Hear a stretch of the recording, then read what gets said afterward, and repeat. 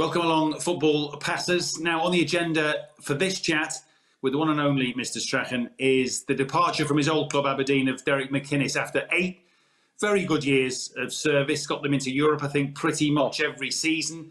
Yes, finished second on more than one occasion while Rangers rebuilt themselves. But I think he leaves your old club, does he not, Derek, Gordon, with his head held high? Yeah, 4 times I think they were second. I think 4 times. That's some going. I know at times that Rangers and Hibs and Hearts were in the league, but that's not the point. To be fourth is fantastic.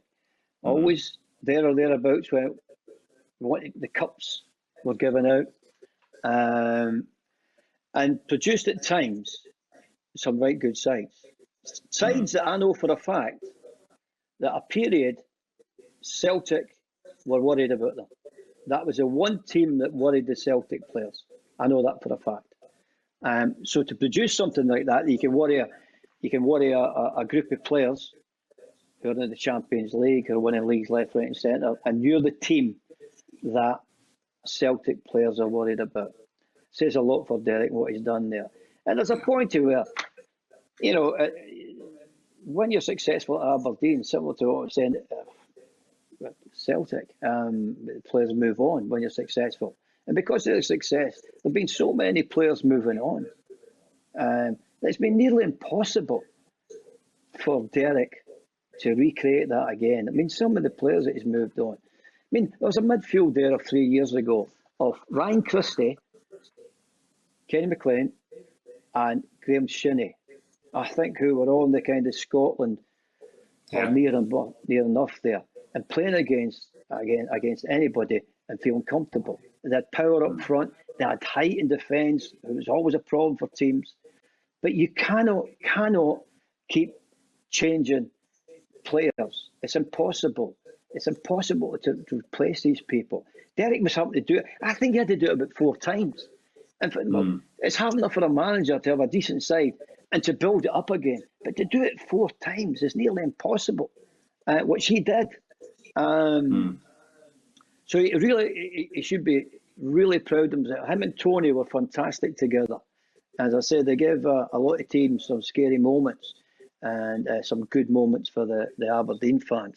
And it's not often that you leave a job and your stock is higher. You know, especially when you get sacked. Usually your stock goes down a bit. I think anybody with any common sense would go, that guy's done some job there. These two have done fantastically well. I think the stock is still up there. Normally, when you lose a job, I think I can remember they only won 1 win in the last 10 games. But I think that should be totally forgotten about when anybody who's looking for a manager. And I'm sure Derek and Tony will be a bit down about leaving the club because it's a good club. I assure you, if he walked down Union Street today, there wouldn't be a dissenting voice. Everybody be clapping on the back. Well done, fantastic job. So he'll always be fondly remembered there. That's for sure. Okay, you get 1 or 2 people deciding to write things on their bedroom sheets and hang them up, which is not a good idea in Aberdeen, to be honest with you, because once you put that sheet up. And you get home and it's freezing, you think, oh, I could have done with that sheet now, you know. I shouldn't have been so stupid. It's not a good place to write on your sheets, Aberdeen. So I wouldn't worry about that because we're all acting, Derek, we're all acting quite strange at the moment as you see 24-hour strangeness in the world. And he's done a smashing job there and he's helped other players get a good career, which is great as a coach that you can help people on to better things in your career.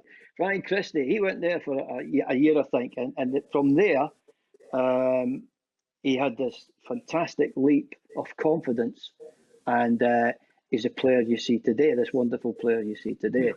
Again, Celtic picked up Johnny Hayes, who went there and was fantastic as well for Celtic. So they moved on to bigger places and doing well for themselves. As you say, do you think Derek might get another chance south of the border if he finds the right job? He's had a taste of it, I think, before, hasn't he, with Bristol City, and he was talked about at West Brom and various places at various times. Yeah. Well, I think if you're a manager, because you remember the financial restraints he's had, quite decent compared to what else is going on in the league. I take it Rangers and Celtic, then Aberdeen are probably the third highest wage bill in the thing. But compared to teams in England, then it's nowhere near championship clubs. Nowhere near it.